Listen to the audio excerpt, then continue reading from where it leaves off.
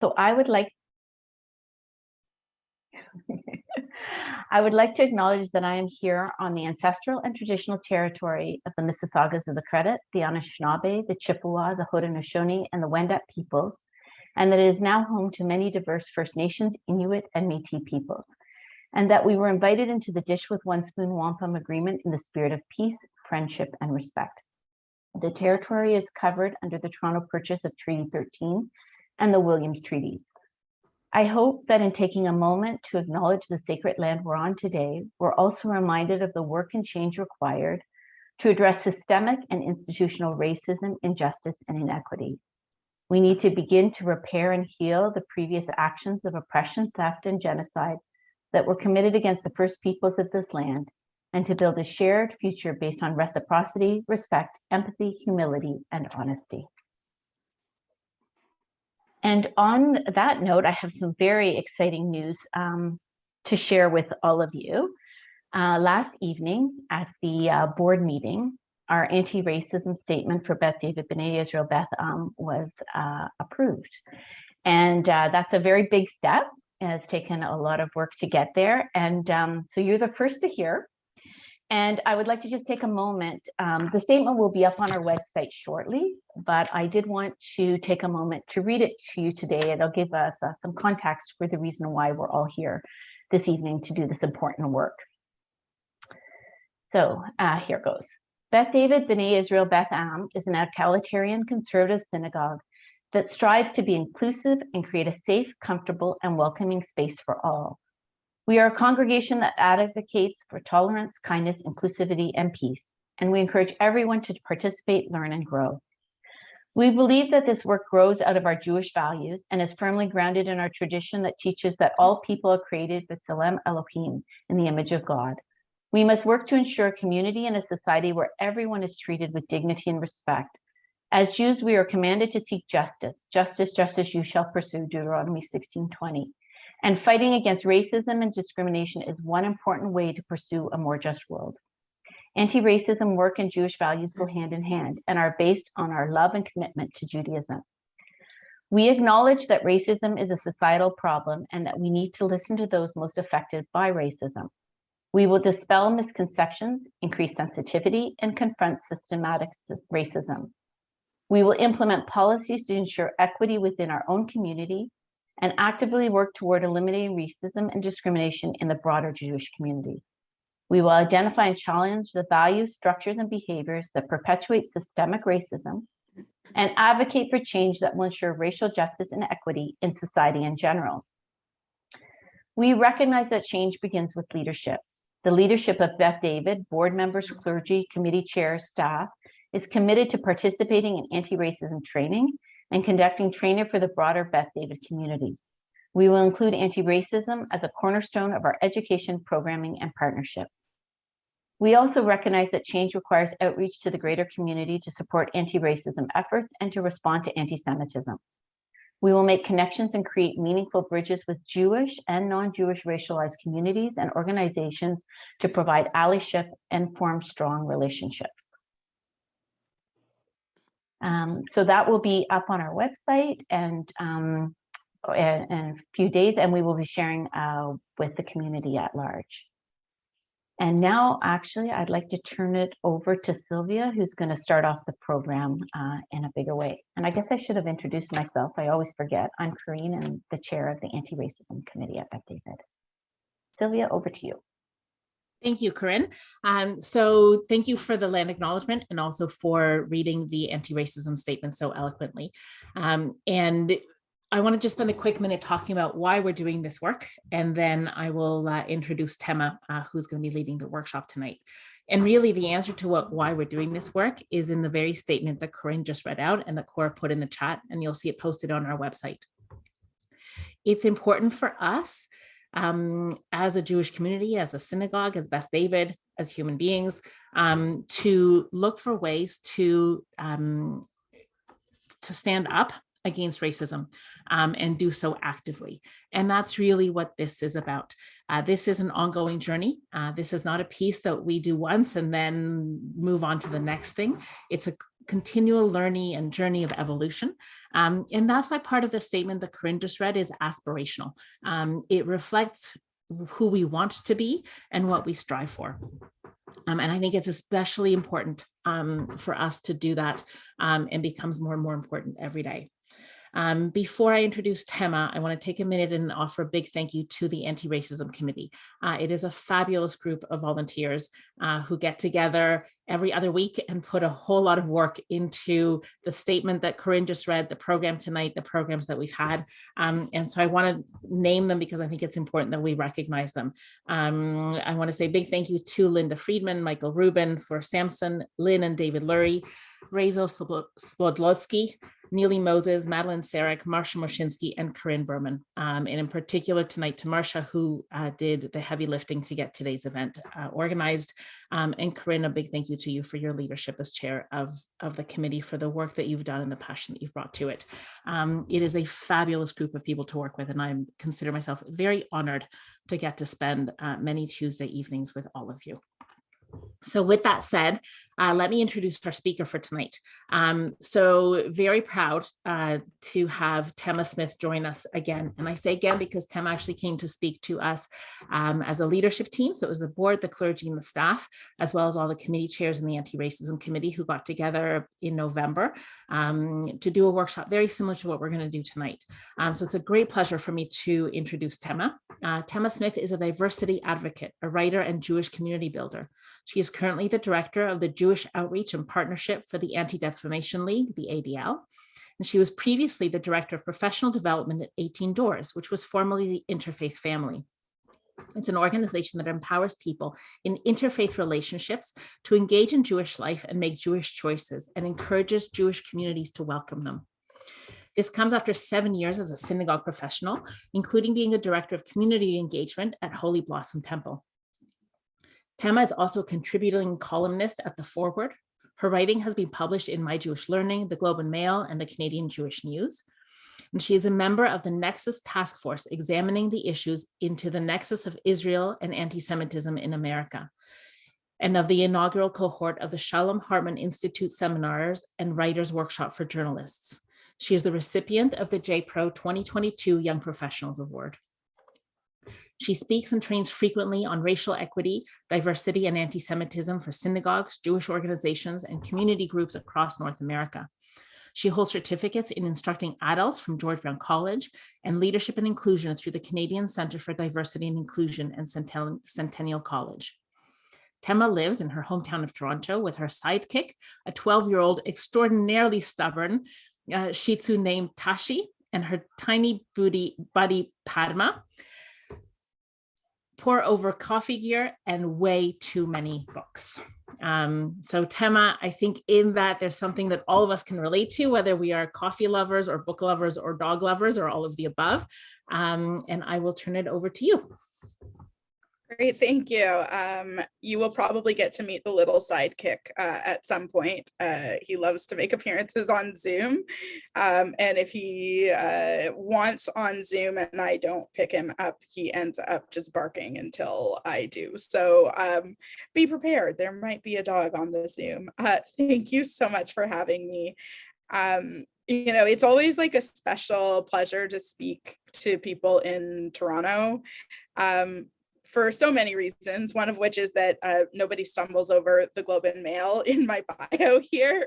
I get a lot of the Globe and Mail when I speak in the US, but also because, you know, this is the community that I grew up in and apart from, which I'll talk about a little bit as we dive in. And the community that is my home community. When I go to synagogue, it's in Toronto. When I spend time in a Jewish community, it's in Toronto. So while most of my work is south of the border, this is my home. So it's always really nice. So thank you so much for the invitation to join you tonight. I hope that that we have a really wonderful conversation. just a few sort of practical notes. We are going to record the parts where I'm sort of talking frontally, but when it comes to the discussions, we are going to stop the recording so that people can feel free to share without it ending up on YouTube or anything like that. I'm not 100% sure what happens to my part of it, but in any case, it is important that that people treat this as sort of a closed session where you can ask the questions that you want to ask and things like that. The other thing is, as we're going through, once I start sharing my screen, it'll be hard for me to see if you like put your hand up, but I do want to invite, if anyone has a question or a comment or an interjection, use the raise hand button, or just if I'm not noticing that, unmute yourself and say, hey, Tama, and ask your question. I will also try and watch the chat so that I can make sure that if anything comes up that you want more clarification on or anything like that, that we can pause. So a little bit about the structure. I'm going to talk a whole bunch about some of the sort of issues, and then we're going to have opportunities for 2 breakout sessions during this that'll be facilitated by members of the Anti-Racism Committee. So without further ado, I'm going to share my slides. Probably help if I started my slideshow. Okay.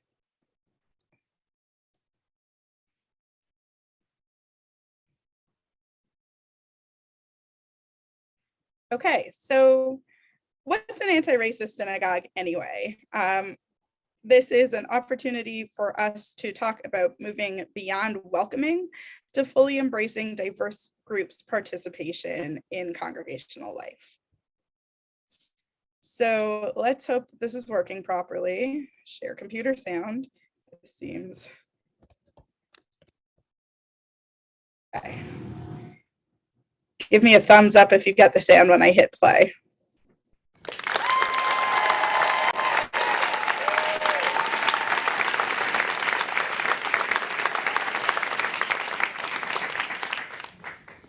Have you ever had one of those days where you're just like, people are the worst kind of people? I had one of those. It was at a friend's Hanukkah party of mine. The music's playing over here, the drinks are over there, and, well, the drinks are over there, so that's where I am. And I'm there, and there's this Jew bro sort of walks up to me. And when I say Jew bro, you kind of know the type, like with like the frosted tips and the hair and like these huge golden Magen Davids where they look like they'd be an extra on something like Jerusalem Shore or something. So anyway, Jew bro comes over to me, he's like, hey, what's up? And I'm like, hey. And he's like, so are you really Jewish or are you just playing it around? And I'm like, wait, what? Am I really Jewish just playing around? Are there people that do that? Like, is there just like a flock of black people somewhere going, you know, I just don't feel oppressed enough. Like, I just feel like playing around with something that'll make me black with more black added on. Like I have this craving for food made by people who were absent the day they gave out spices during the Crusades.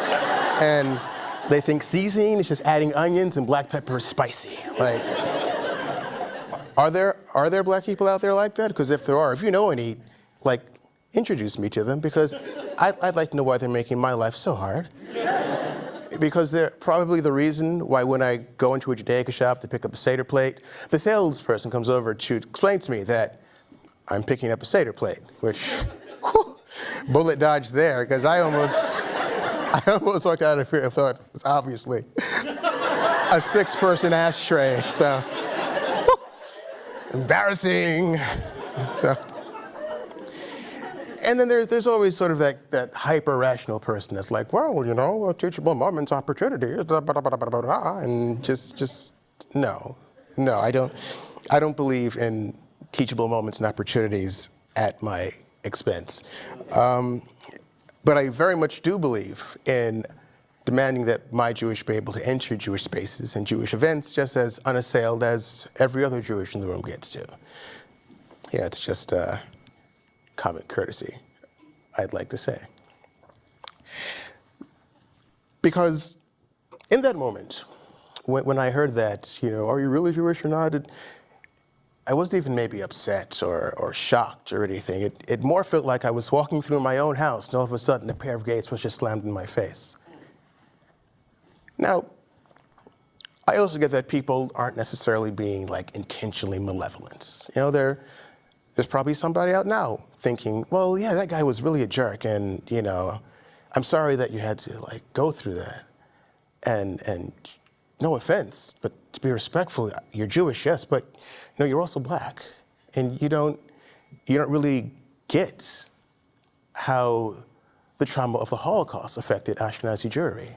How one day these people were our neighbors and our co-workers, our students, and the next day they were our executioners. How it made us feel abandoned and worthless. How we learned to be mistrustful and even aggressive towards outsiders and mistrustful of people who we didn't recognize. And I get that. I can empathize with that. After all, I'm from a population that knows what it's like to have a captor and an owner one day and a neighbor and a landlord the next. And then to have to continue living with those people as they consistently denied your humanity for the next at least 98 years. So I can understand that. And sure, there are certain times where being inquisitive for a specific purpose is completely reasonable. And I'll repeat that. There are times when being inquisitive for a specific reason is completely reasonable. For marriage, for getting called up to the Torah, for finding out where a really good bagel shop is. But generally speaking, you should probably just assume the same thing that you assume if I were dressed and acting identically to how I am now, but just doing it in a different color skin. But yes, Oops. I do understand and I hear and I empathize. Sorry, I meant to switch to the next slide, not stop my share. Give me 1 second.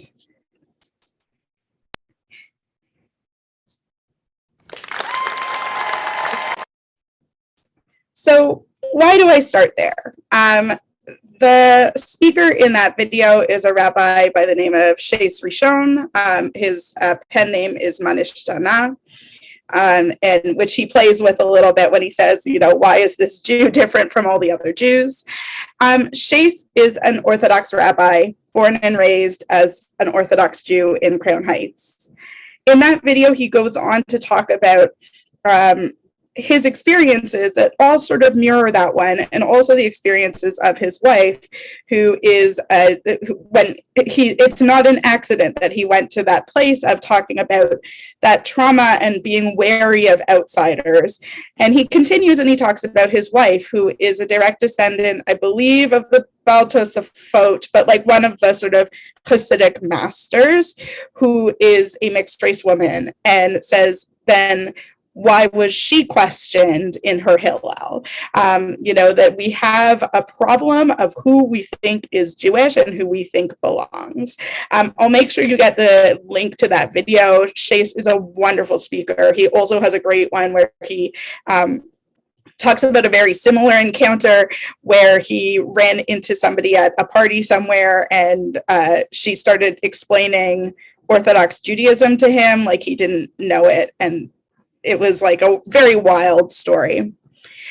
So I start there because what Shais describes is very common set of experiences for Jews of color. I wanted to start with something personal from somebody who is not me before I turn to my own sort of personal narrative of why I do this work and how I came to do this work, just to sort of set the parameters and sort of the framework for understanding that this is a commonality of a lot of the experiences that Jews of color have had. So Those of you who know Ontario geography well might recognize the Cheltenham Badlands and this lovely sort of fuzzy blown up scan of a 1984 picture. Those are my parents. That is almost 1-year-old baby me.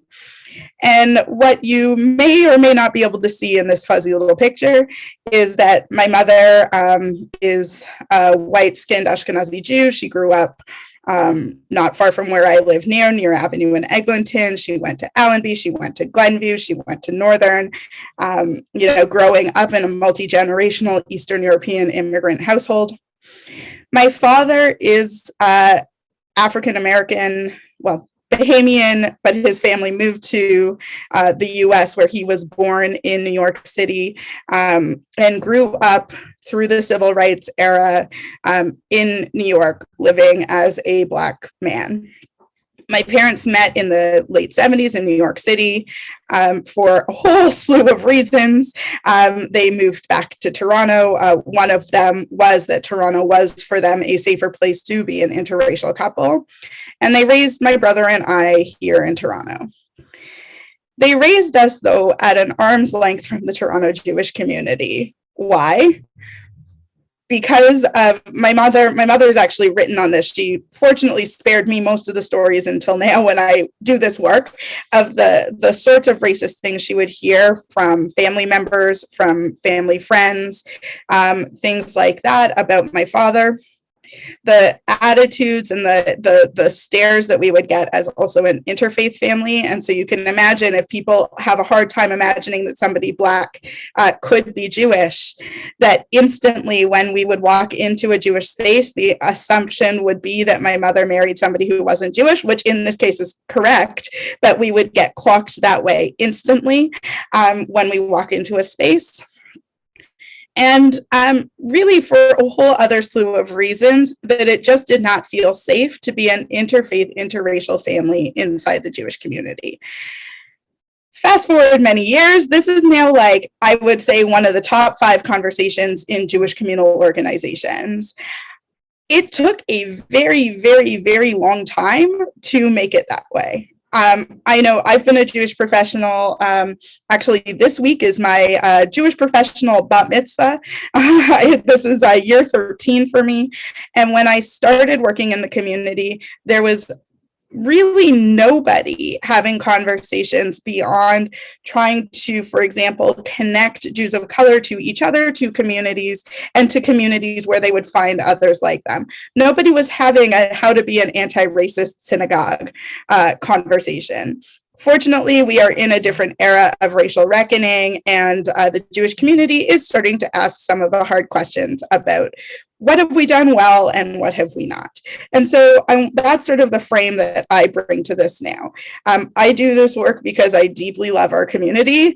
I do this work because I found community despite the fact that it wasn't that easy, and that I'm the kind of person who can walk into a space and be the only one like me, but a lot of other people don't have that same level of comfort. So why do I start with me? And well, I started with Chase, but then I came back to me. Starting with who we are and what our experiences are, what our personal baggage is, what our assumptions are, is a model for doing this kind of work. We begin with who we are and where we sit in the conversation.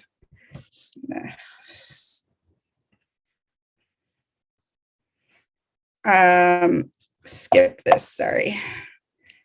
So I want to start by framing this. So many of our conversations about race and racism are from an American context. Sorry, are you hearing me a little bit unclear? I'm getting a couple messages saying I'm a bit fuzzy. Are people not hearing me clearly? Your voice is a little muffled. Okay. Let me try and plug in an external microphone and see if that fixes it. Just give me 1 second.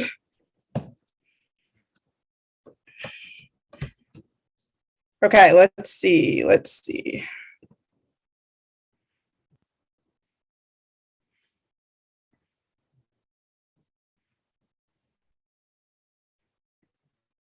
Okay, is this better? Perfect. I switched from my work computer to my personal computer, and just the back and forth is causing some issues. Perfect. Okay. Hopefully this is better. Okay. If you have any other problems, just message me and I will try and fix it, but hopefully this microphone will do it. Great. So much of the conversation and the way that we talk about this is very much framed by an American context, right? That is sort of where a lot of the conversations around race and racism that are dominating the way that we talk about these things are coming from. And of course, the US has a different paradigm. So I like to start by just taking us back to actually, what does Canada say about race and culture? And Canada is a country that has an enshrined multiculturalism policy at a federal level that was that was enacted as law in 1988. And it's very clear that in Canada, the policy of the government of Canada involves recognizing and promoting understanding that multiculturalism reflects the cultural and racial diversity of Canadian society, et cetera, et cetera. Recognizes and promotes the understanding that multiculturalism is a fundamental characteristic of Canadian heritage and is a resource in shaping Canada's future. Promotes the full and equitable participation of individuals and communities of all origins in the continuing evolution and shaping of all aspects of Canadian society and eliminating barriers to participation. Recognizes the existence of communities whose members share common origins, et cetera, and ensures that all individuals receive equal treatment and equal protection under the law while respecting and valuing diversity. So there's a few more sections, but those are really the relevant sections for what we're going to talk about today.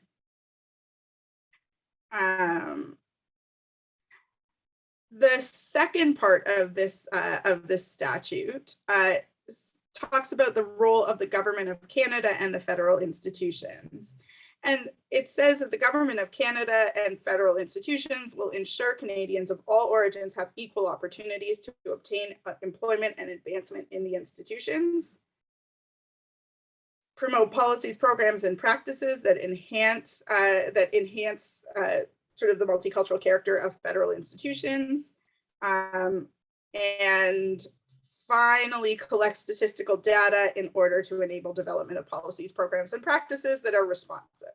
So a few things, there's more to the act, but those are some of the sort of highlights of what the federal government sort of sets out as not just the culture of our country, but the policy of our country. But sadly, setting out something sort of saying we ensure equality, we strive for equality, doesn't always translate into equality. I don't know the status of this case right now, but this is last year. Last year, there was a class action lawsuit from over 600 Black public servants in the federal system saying that they were that there was systemic discrimination, and the CBC actually had a phenomenal report with like charts tracking income levels, tracking percentage-wise how many people get promoted to higher levels, and it's stark, the differences. And we might have fantastic statistics. This is older statistics from when the vaccines were a little bit harder to come by. But originally, you can see very clearly that the vaccines, the people who had the easy access to vaccines were the exact opposite of the areas with high levels of hospitalization and death. So despite the fact that we have law that is trying to set equity of outcome, it's not enough to actually ensure that equity of outcome. And these inequities are systemic. And we'll talk a little bit more about what does it mean for something to be systemic shortly. So multiculturalism has kind of gone a little bit out of fashion in the way that we talk about race and racism. I always sort of jokingly say I track the trends in the language by, my father was the director of a department for Metro before it was the city of Toronto, called Multicultural and Race Relations. It then became Access and Equity, and now I believe it's the Anti-Racism Directorate for the city. But you can sort of track the way that the thinking and the language that we use changed. There's a through line, and the through line is really an evolving understanding of the kinds of policies that are needed to achieve the outcomes described in the Multiculturalism Act. So the reality, let's call this the pre-multiculturalism world, is that, or the pre-multiculturalism intervention, is that there are people who are disadvantaged, and there are people with varying levels of advantage. Multiculturalism really emphasizes equality, that every group is given sort of equal standing, that we're going to sort of share and enrich the country together. But as you can see from this sort of little picture here, that equality actually doesn't make sure that people are able to achieve the same outcome. It just gives them the same tools, regardless of what their needs are. Equity, which is the next step, looks at what are the tools needed to succeed and gives groups tools to help them have equality of outcome. So it moves away from like process to where do we need to get? What's the finish line here? And when we talk about anti-racism or anti-oppression, we're talking about this last frame. Liberation, sometimes you'll see this as justice. I always jokingly say as a baseball fan, like, this isn't the greatest diagram, you kind of want that outfield wall there, but let's just assume that there wasn't a risk of a player running into you trying to catch a ball. That actually the existence of the barrier in these pre-existing models was never really looked at. Whereas actually, so we were not addressing root causes, we were just giving band-aids. So what does it mean to address the root cause? That is to look at the barrier itself and work to remove the barrier. So that's sort of like from 10,000 feet, when we're talking about anti-racism, what are we talking about? We're talking about removing that barrier. Next sort of topic that we're going to look at very briefly, and I promise this is all sort of building blocks to the more fun part of this, which is the discussions. What is bias? So bias, and I'm going to start right here by saying bias is a thing that every single person has. There's no getting out of bias. What is bias? It's a tendency, inclination, or prejudice towards or against something or someone that results in, and here's the key word, a cognitive shortcut in determining the characteristics of that person or thing. Biases actually form the lenses through which we interpret things in the world. They can be helpful or harmful. One of the sort of anti-bias educator things that people like to talk about is the idea of like a really ordinary thing that encodes the same way as bias. Is something like you walk into a room and there's like a plate of cookies next to a tray of carrot sticks. And you don't actually have to analyze the ingredients of the cookies to know that one is more nutrient dense than the other. That is learned, and it's a cognitive shortcut that lets you get to the end of that without going down all of the list of things. When we talk about people, though, bias is learned when we begin to categorize people as like us or not like us. And we begin that when we're young, and everyone does it in every group.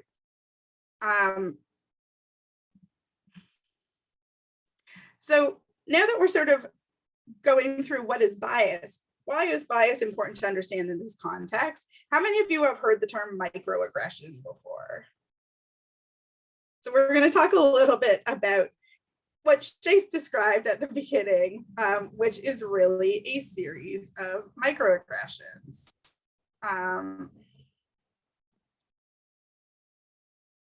So I'm going to play another short video because I always feel like, why should I explain it when somebody's done a better job? So just a very short video talking about what exactly a microaggression is and what is the impact of microaggressions. For people who still don't think that microaggressions are a problem, Oh, you're so well spoken. just imagine, instead of being a stupid comment, a microaggression is a mosquito bite. Ugh, it's a compliment. Mosquito bites and their itch are one of nature's most annoying features. But if you're only bitten every once in a while, No, where are you really from?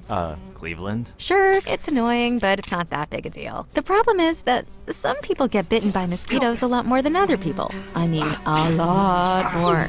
Whether it's on a date, Oh, your English is so good. Excuse me? going grocery shopping, You know, everything happens for a reason. I'm just buying apples. commuting to work, So when are you gonna have a baby? watching TV, We have to keep the Redskins' name. It's part of our culture and history. or just walking down the street with your partner. I couldn't even tell you were gay. Mosquitoes seem to pop up everywhere. Do you know John? Give me shopping advice. I love Cher too.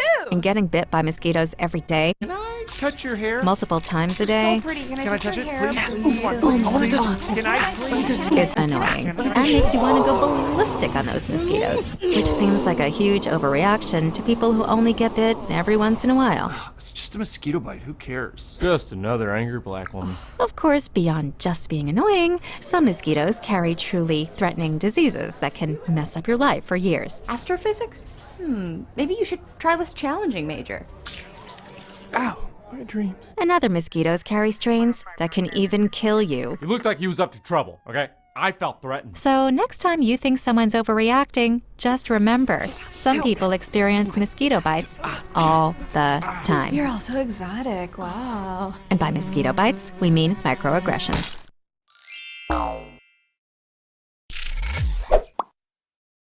I know it was a little bit of a twee kind of cutesy video, but I think it gets to the point very well. For pe- And we're going to come back in 1 second, just after I give sort of a definition of microaggressions, to think about some of the microaggressions that might show up in Jewish communal contexts. So what are microaggressions defined? They're everyday slights and indignities, put downs, and insults that marginalized people have in day-to-day interactions. They happen frequently and casually, and very importantly, often without any harm, sometimes in ways that are even intended as compliments. So I'm going to pause here for a minute and stop sharing my screen and ask just people to sort of popcorn out what some microaggressions either you may have experienced as a Jew out in the world, or the kind of microaggressions that you might imagine that a Jew of color might experience stepping into a synagogue context. And just the idea here is just to think about how ordinary these microaggressions are and how unintentionally they happen.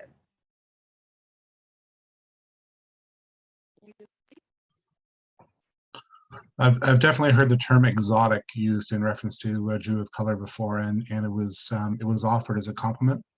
And when I saw it happen and I saw the person who was on the receiving end of the compliment, I thought they would be surprised or pleased, but their face fell.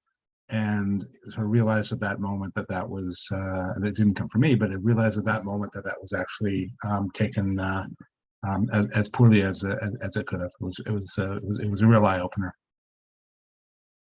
Yeah, that's you're pointing to actually something really important, which is that sometimes if you're not the person who's sort of been receiving the microaggression, from the outside, it actually seems totally banal and totally normal and like a compliment. There's some really great ones in the chat, like, how can you be Jewish if you're blonde? You don't look Jewish. There's a really wonderful video from a number of years back when the Jews of color conversation was sort of first breaking onto the scene by a spoken word poet named Vanessa Hidary, called The Hebrew Mamita. She's a Latina Jew, and she did this really wonderful spoken word poem that starts with her in a bar and talking to this guy, and he says to her, "Wow, you don't look Jewish." And she says, "Thank you." And then like realizes how messed up that is, that she took it as a compliment, as if her not looking Jewish made her more attractive, and like went through like all of the internalized anti-Semitism of it and all of those pieces. Yeah, when did you convert? That's one that I think gets heard a lot. My personal favorite is the things that are said to everyone alike, but when you say it to a particular person, because of the mosquito bite effect, let's call it that, is heard completely different. So for example, one of the conversations that was happening a lot at the beginning of this is like, what do you do when you're meeting somebody for the first time? And you want to know, like, you're a rabbi in a congregation and you say to everybody who you meet when you have your first meeting with them, so what's your story? Which is a very banal thing if, like, you know, that's not something that's ever been called into question. But when you've heard what's your story to mean, tell me how you converted, or what are you doing here, or whatever it might mean, it hits totally differently. And so what was the same question that somebody who is sort of your everyday Jew in the pew, just showing up at a different congregation, that gets heard totally differently. Do you know what your Jewish star necklace means? Yes, I might have shared this with the leadership group, but my brother used to work at Hotel Gelato on Eglinton, and his name is Asher.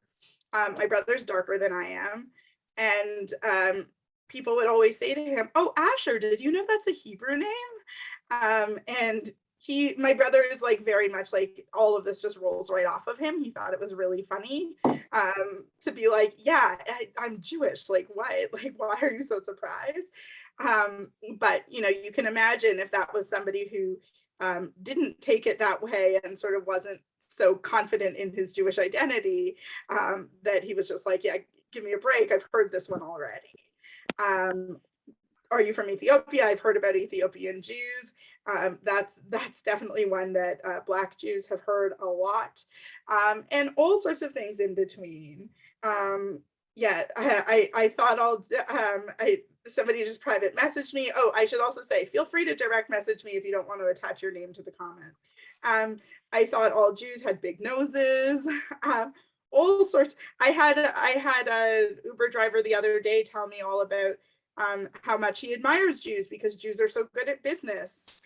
There is a hand raised. Anne. Yes, Anne. Yes. Okay. I just wanted to say, Tema, that I had been told many times you can't be Jewish because there are no Jews in India, because I'm Jewish and from India.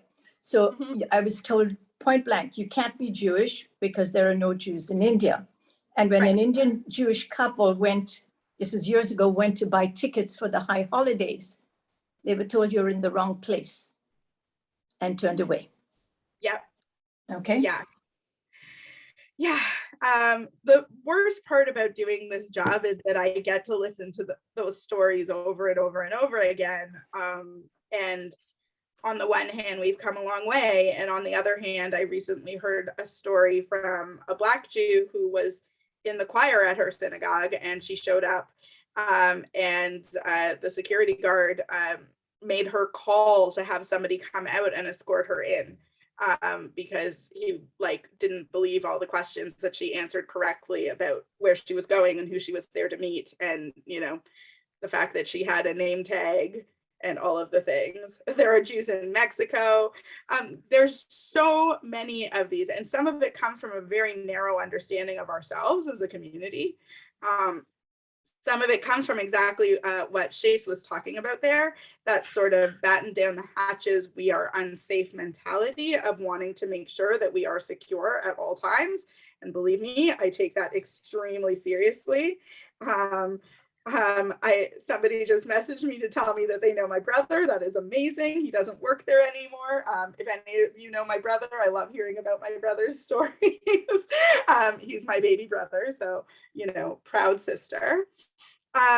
So yes, just going to go back into the slides, but we sort of get the picture, I think, of what it might mean for people to step into spaces. And I think as Jews, we can also really relate to some of the experiences that might happen inside our community for people who don't quite fit our idea of who should be there, based on the things that we hear every day in the non-Jewish world that we circulate in. The number of conversations I have had that are just deeply uncomfortable about what it means to be Jewish with people from outside the community. So I'm just going to get my slides going again. and flip back in. Okay. So we've sort of started to talk a little bit about what we mean by anti-racism, really being about addressing the barriers. But let's dive a little bit deeper into what that means in practice. So how many of you have heard the sort of catchphrase, you're either racist or anti-racist, there's no such thing as not racist? Has anyone heard that before? Awesome. So this is kind of like one of those catchphrases that's really come up in the American context. And Ibram X. Kendi is the person who sort of cited it and is most often quoted saying it. His book, How to Be an Anti-Racist, isn't really my favorite. I think there's a lot of sort of theoretical issues with how he constructs his argument, but that's neither here nor there. However, the point that he's trying to make, I think, is really important to understand. So this is a diagram from the National Museum of African American History and Culture, which is a Smithsonian institution, that talks about how bias and racism play off of each other. So history, policy, and practice creates inequitable outcomes and racial disparities, which creates priming associations and assumptions, which then leads to history, policies, practice, inequitable outcomes, racial disparities, et cetera, et cetera. So as an example, we can think of Canadian examples. An easy one here, though, is to think of residential segregation in the United States, which led to residential segregation, who had access to housing stock in the suburbs, led to concentrations in lower income neighborhoods and sort of deep poverty in lower income neighborhoods without access to good schooling, et cetera, which then leads to inequitable outcomes and some racial disparities between the people who were able to move to the suburbs and the people who are now in these sort of urban areas. That leads to things like an increase in crime. That leads to increased school dropout, increased drug use, and so on and so forth, which leads people to believe that this is a dangerous neighborhood that needs more police. And then a neighborhood ends up over-policed, which then leads again to your inequitable outcomes and racial disparities. And so it just kind of keeps going in this cycle where the solutions are just kind of tacking on to a problem that's been going since in the American context since slavery. Some of the places in Canada I think is very easy to spot is, for example, in Indigenous issues here, where we talk about issues on reservations and why is the suicide rate so high, or things like that, without sort of understanding the structures that have led the policy interventions to be just completely off base to what would actually solve the problem, which then compounds the problem, and so on and so forth. So when we talk about this, we don't carry those biases about when we talk about something like a community being dangerous or needing more policing or something like that. The bias that underpins that is not something that we carry explicitly. It's something that is primed, and we end up making assumptions about a community and what it needs. So when somebody like Kendi writes, to be you're either racist or you're anti-racist, he means that this structure, this cycle is racism and how it works. And if you don't actively try to interrupt it, you are playing into it whether you want to or not. So that's what he means when he's talking about that. So I wanted to talk about that a little bit now, because there's sort of two branches to our conversation today. One is understanding sort of how race plays itself out differently for different groups inside the Jewish community and beyond, which is part of that sort of anti-racism piece. And then the other piece is to understand how some of these outside, when I say outside issues, I don't mean like external to the Jewish community, but like these sort of broader societal issues then replicate themselves inside the Jewish community in ways that make it hard for Jews of color, for example, to step into community space. I'm not going to read the whole Kendi quote. You're all going to get these slides later, so I'm skipping a handful of them if I get ahead of myself. So when we're talking about diversity, I'm just going to sort of show this very quickly. A lot of what we're talking about when we talk about the Jewish community is racial and ethnic diversity. You see here this wonderful sort of array of Jews. A lot of these people are rabbis now. They were rabbinical students when these pictures were taken, which is just, talk about an amazing thing to watch, the changing Jewish community, where when this picture was taken maybe 10-ish years ago, what this was put together, most of these people were maybe not even in rabbinical school yet, and now are serving at Hillels and in pulpits and at the federations and things like that. And when we talk about Jews of color, we're talking about a broad category of people who don't necessarily share much at all, other than the fact that in sort of a racial context of North America, they are not white. This is very complicated because obviously the conversation about are Jews white is itself complicated, like Ashkenazi Jews. But when it's a little bit easier to understand in the US context, where like you're either white or you're not, there's like very little in between. Whereas Canada, because of multiculturalism, has a lot more in between. But when you think about on the census, when you check off like what is your, not the ethnicity box where that's where Jews tend to write in Jewish, but then the race box that's below it, I think something like 95% of Canadian Jews check off white. So the people who are not checking off white. So what are Jews of color telling us about their experiences?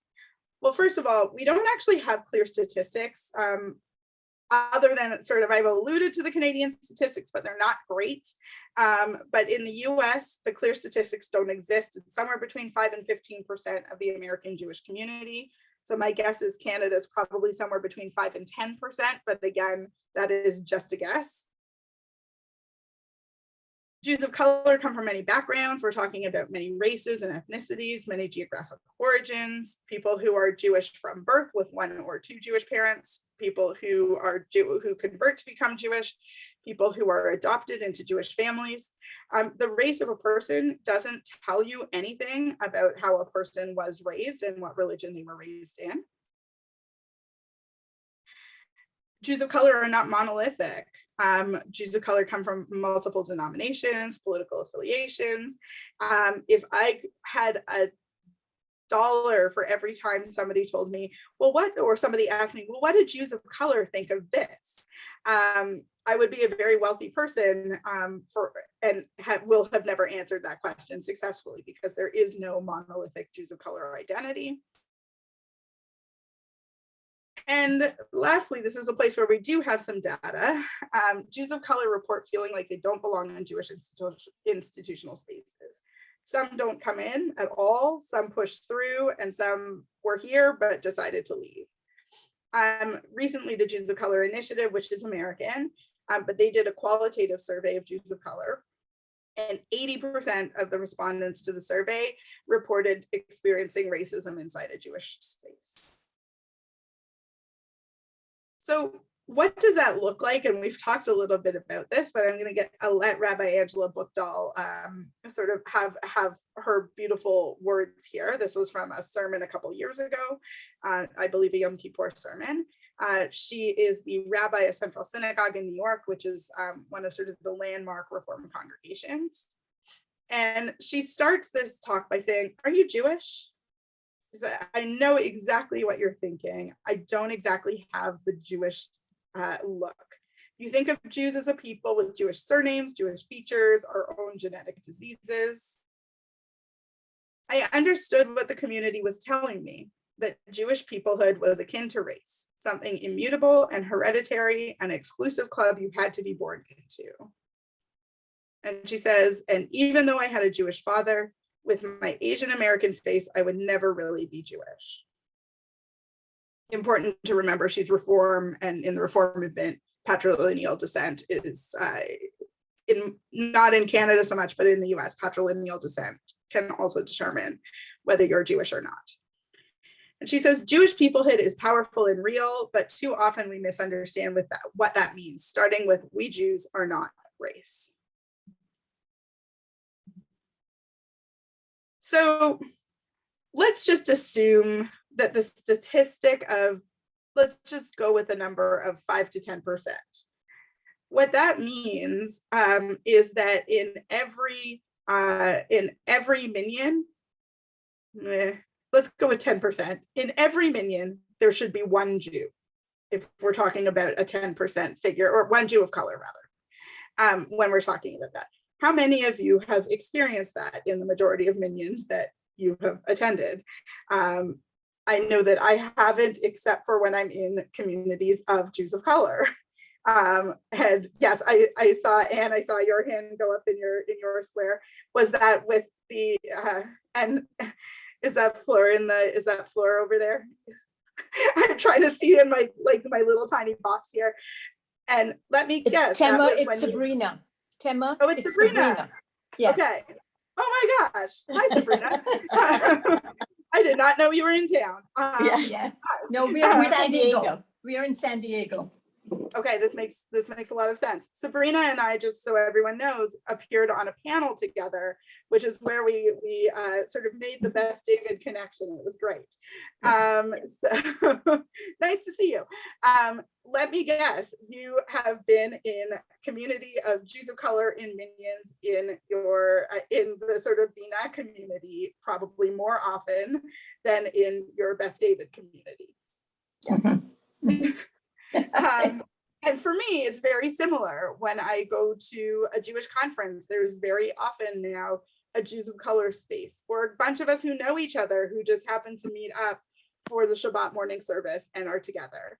But when it's me at my synagogue, let me tell you, I notice every single Jew of color who I can spot in the room. I might be missing some. I say that as somebody who looks like this and is a Jew of color. However, the reality is there is so much underrepresentation. So why are Jews of color so drastically underrepresented? We have ideas of who counts as Jewish, like what Rabbi Buchdahl speaks about.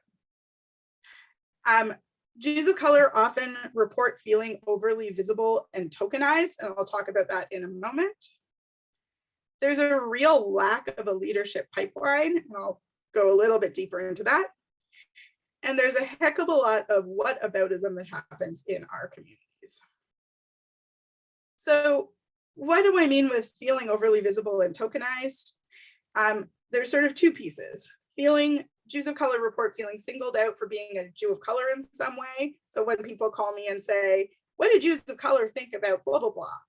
Or feeling like they're being asked to represent all Jews of color, or being asked to be in all of the promotional materials.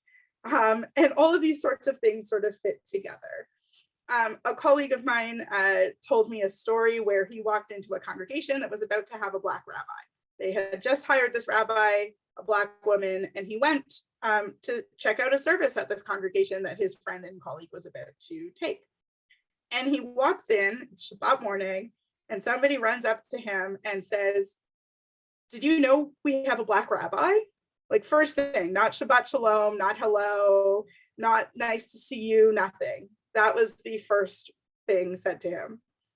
And he was like, well, yes, it's my friend. And also Shabbat Shalom. Like, it was like they wanted to make a point of him for him to know that this was a good place for him to be. We might think about some of those like positive microaggressions. Ooh, this is a little bit broken, sorry. Lack of a leadership pipeline. This is a phone call that I get shockingly frequently. I'd like to have more Jews of color on my board. Can you help? But how are we preparing people for leadership positions? Are we just kind of parachuting people into organizations that they have no connections with and expecting them to make leadership contributions? Or are we making sure that our organizations have representation so that when it's time to find a committee chair or find somebody to chant Torah or whatever it might be, that there is a diverse pool to pick from? This last one is my personal least favorite, and I don't know what just happened to the words on that slide. I will tell you the words on that slide. Whataboutism. This is the experience that I have had so many times before. Sort of, came into the formal role of being asked to talk about this, I would try and raise issues around race and racism inside the Jewish community and get things like, but what about Israel? Black Lives Matter is anti-Israel. That's a topic for a different day. We can talk about that at length. But, you know, so why do you want me to sort of put out a racial justice statement right now in the midst of all these Black Lives Matter protests? Did you not see what they said about Israel? So there's one whataboutism. What about anti-Semitism? I personally come from the school of, first of all, anti-Semitism and all other isms and phobias are connected, and we can't sort of isolate one from the other. But we are turning our back on members of our own community when we say, what about anti-Semitism? We need to deal with that first before we can get to racism. We can do both at the same time, and actually we should. My personal favorite, and you will probably guess from the picture here, the Jewish community has done so much about racism. Heschel marched with Martin Luther King. Well, if we have to go back to the 60s to find the example of so much, that to me suggests we might not be doing as much as we think. And then the last one is, you know, if this happened to any other community, when it comes to something anti-Semitic that happens, you hear this a lot, and people will say this to Jews of color and people of color. No one pays attention to anti-Semitism. If this happened to any other community, people would be up in arms about it.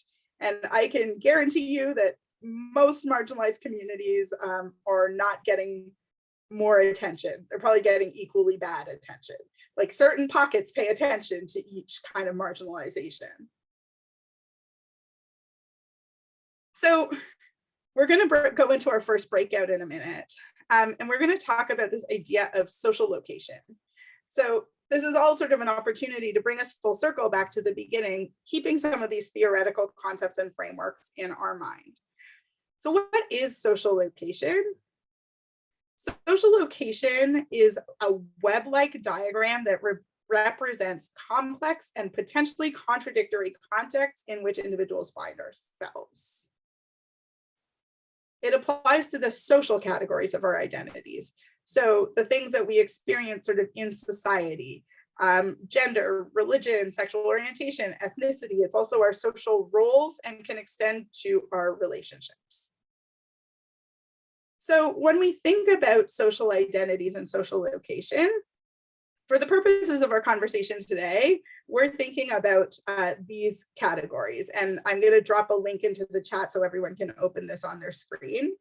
Ethnicity, socioeconomic status, gender, sex, sexual orientation, national origin, first language, disability or ability, age, religious or spiritual affiliation, and race. And when we think about this sort of web of identity, many of us will find that there are identities that we think about the most often and identities we think about the least often. And also identities that have the strongest effect on how we think about ourselves and identities that have the strongest effect on how others think about us. So that is what I want to spend the next few minutes doing, is really sort of diving into this exercise in sort of small groups and thinking about how these aspects shape the way that you interact with the world around you. And so that's like you outward, and how the world around you interacts with you. And I will drop a link to this into the chat. Yes, there are many more dimensions. That's just sort of one diagram there. There's like level of education. There's things like, do you own property? Like all sorts of things that you might think about that really play into it. There's a whole bunch of sort of different ones, and this is the one that I usually use. So let me just drop that link into the chat, and then we will send everybody out into the groups. So, and I will also chat the dimensions to you, or the different dimensions to you, so that you can see them in the group. Okay. So we're going to spend just about 15 minutes having this conversation.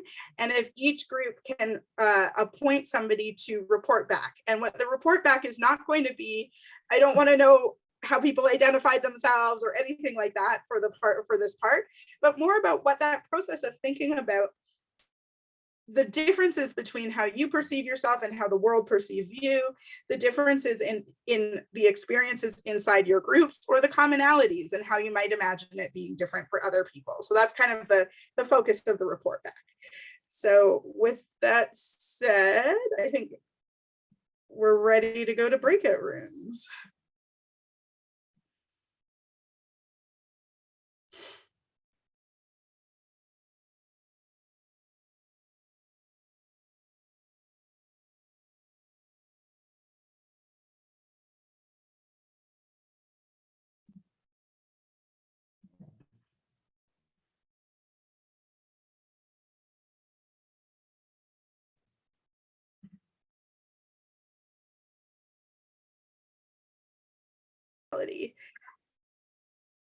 So we're going to talk just really, really quick about intersectionality, because the most important part of this is to get to the scenario. But intersectionality has become kind of like anti-racism, a buzzword that doesn't really mean how it gets used in sort of popular context. So I want to just talk very briefly about what it means. Intersectionality is the way that those pieces that you just talked about kind of mesh together to make unique experiences of marginalization, depending on what the sort of unique pieces are and how they fit together. So it actually came out of Kimberly Crenshaw, who is a critical race theorist. She's a legal scholar. She was analyzing a case where it was a discrimination case where they found that there was no discrimination, because in this instance, Black men were being promoted and white women were being promoted, but Black women weren't. So clearly there was something going on that couldn't be explained by racism alone or sexism alone. And so that's what she was like, this is intersectionality. A place that I love to sort of identify it when we think about Jews, right? Like the idea of a Jewish American princess. That stereotype does not make any sense outside of understanding sort of how prejudice functions intersectionally, right? It's not describing Jewish men, and it's not describing women who aren't Jewish. It is only describing Jewish women. It is simultaneously anti-Semitic and sexist. So that's what we're talking about when we talk about intersectionality. I really only bring this slide in because I think it's really important to remember that when we're talking about social location and social identity, so much of what came out of your conversations were intersectional analyses of actually these things change contextually, and my experience as a person with these various identities is going to be received differently in their combinations in different places. So I'm going to stop there, and we're going to go to scenario. And I'm going to throw a link to the scenario in the chat, and I will also tell you all about the scenario. Just give me 1 second to share. So the scenario we are going to talk about today is, and this is really designed to spark conversation. So each scenario, think about the core issue based on the whole discussion we've had today, and think about how you would arrive at a solution. Who are the stakeholders? What are some of the challenges you might encounter trying to identify and implement a solution? So soon we'll all be back in person, God willing, and you're at Shabbat Oneg, and you overhear somebody say something racist. How do you respond in the moment, in the days afterward, and long term? And, oh, I sent the wrong link. Are we going back to I will try that again. And, sorry, my copy function is being weird. Let's try this again. And would your response be different if the person who if the person who said the remark said it to a person who is a person of color?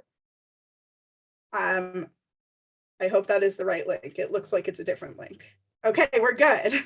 All right, so let's start the breakout rooms again. Thank you, Cora, for all of your support. We're gonna spend like 11 minutes just to give enough time to unpack it a little bit together.